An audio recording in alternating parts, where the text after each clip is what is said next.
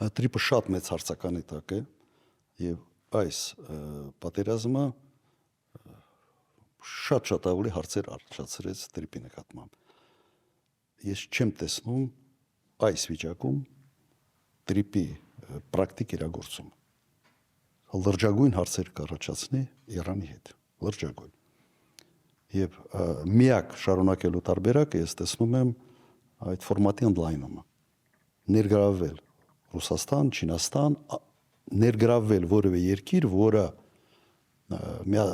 Իրանի կողմից բարեկամ երկիր է անցալվում։ Այլ տարբերակ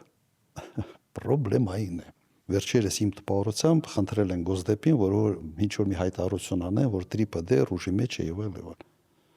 Ուժի մեջ չէ։ Քարոզչական որպես գործիք միգուցե այո, բայց իրականում ոչ։ Հետո դուք վերցրեք եւս մի հանգամանք, եթե Իրանից սանկցիաները հանեն եւ հասնեն մի համապարփակ լուծմանը, ապա Իրանի տարածքը դառնալու է տրանզիտի համար ամենից հարմար եւ կարճ տարածք դեպի Եվրոպա։